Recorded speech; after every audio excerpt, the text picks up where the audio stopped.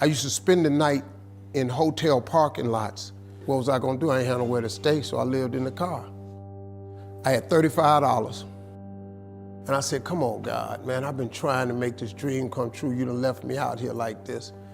And I was crying so hard that he just said, I didn't like hear a voice or nothing, but he spoke to me, and however he said, if you get up, I'm gonna take you places you ain't never been.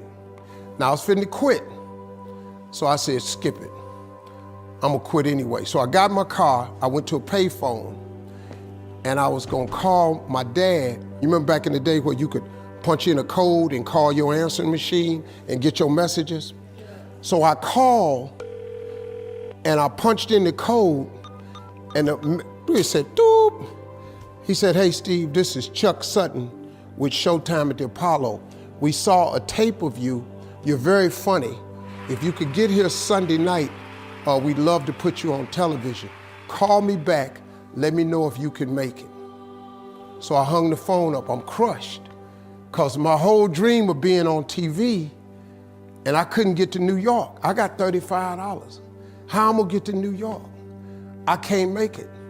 So I'm standing there at the phone booth, and tears just coming down my face. I said, God, so that must be a sign for me to go home. Because this it, I ain't even got the money to go to the Apollo. My whole thing, I wanted to be on TV, I couldn't even make the dream come true. This is the most messed up moment. And so I said, man, let me call this dude back and see if he said this Sunday. Because maybe he said next Sunday, and I can hustle up a little bit of money or something. I don't know what I'm gonna do, but let me just call him back. So I called him back. Steve, this is Chuck Sutton, Showtime at the Apollo. We saw a tape of yours. You're very, very funny.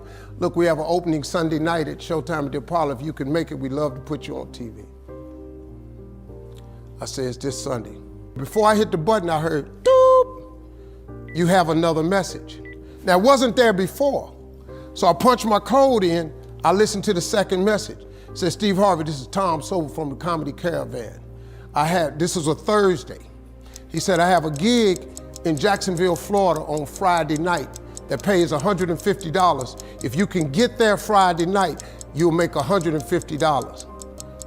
So I called him back and I said, hey, Tom, did you get a gig away? He said, no, it's still available. He said, can you get there? I said, I'm in Pensacola, Florida. I'm 3.5 hours away. So I drive to Jacksonville, Florida, and that night I made the 150. The club owner said, man, you funnier than the guy we hired. If you stay tomorrow night, I'm gonna give you another $150. So now I got $300 now. So I get on the phone, I call Chuck Sutton. I say, hey man, is the gig still available at Showtime at the Apollo? He said, yeah, we got one opening left. I said, I'll be there. So I called Eastern Airlines, who used to be open back then. They had a special for $99 going from Jacksonville, Florida to New York round trip. So I parked my car at the airport. I got it.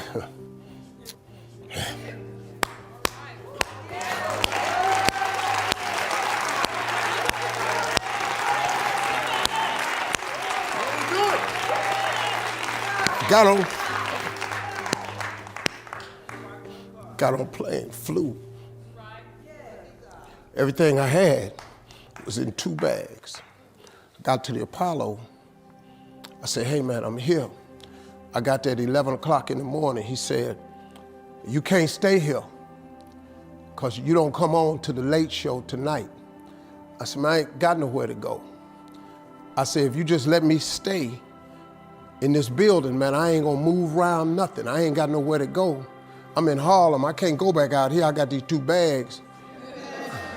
I got victim wrote all over me, man. So he said, all right, if you go upstairs, don't come down. So he put me in a dressing room on the 6th floor. So that's where all the comedians was. So I stayed up there. I got hungry around 3 o'clock, and I couldn't take it no more. So I went back downstairs, a dude named Alton Liston. I said, hey man, he said, man, I thought I told you, don't come down them damn steps. I said, hey man, I'm just hungry, man. I said, let me go to that KFC I saw on the corner, just let me get some chicken. I'll come right back. He said, man, if you ain't back in 20 minutes, you ain't getting in this building. So I went, bought me some chicken, came back. So the comedians started coming in the building. They started coming up on the 6th floor. So I meet this guy named D.L. Hughley. I introduced myself, he introduced himself. I'm sitting there, another guy come in named Dwayne Johnson. Then this other dude walked in named Jamie Foxx. And I introduced myself. We don't know each other, ain't none of us famous. It's 1991, man. They gave everybody the lineup. I was on the last show of the night. I don't go on to 11 at night. I done had this 4 pieces of chicken. I'm starving, man. That chicken done wore off. I'm nervous, man. I'm about to throw up. D.L. Hughley went downstairs. D.L. Hughley got booed off. Dwayne Johnson got booed off.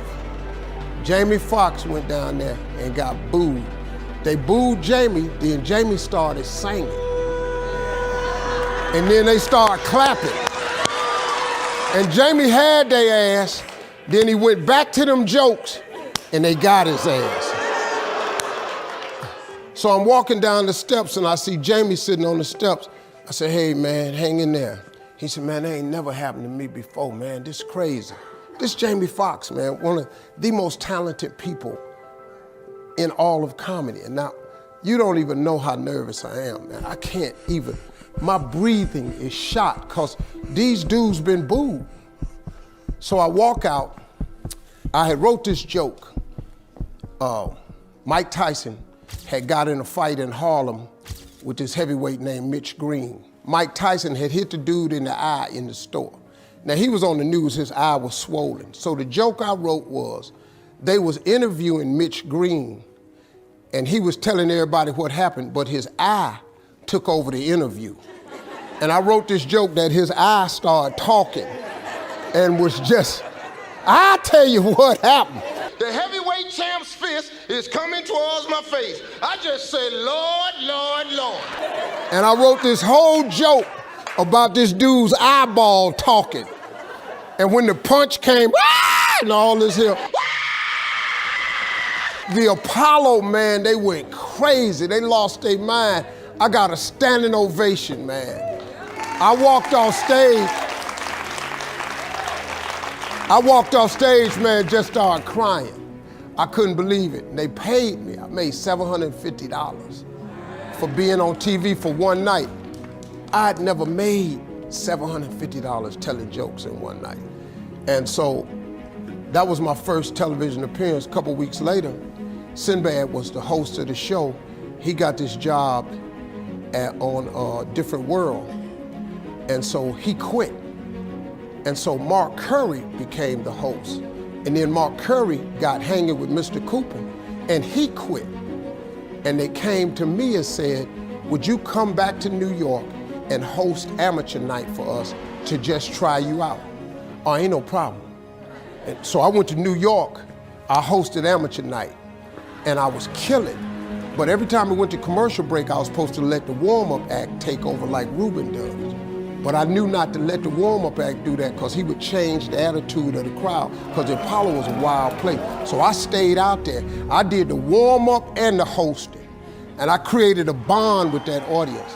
And that's how I got on TV. It was my very first TV show. I hosted Showtime at the Apollo. I ended up being the longest running host in the history of Showtime Apollo. I did that show for 8 years. Nobody ever did it for 8 years. And that was my turn back moment. See, in your life, everybody has a turn back moment. You have a moment where you can go forward or you can give up.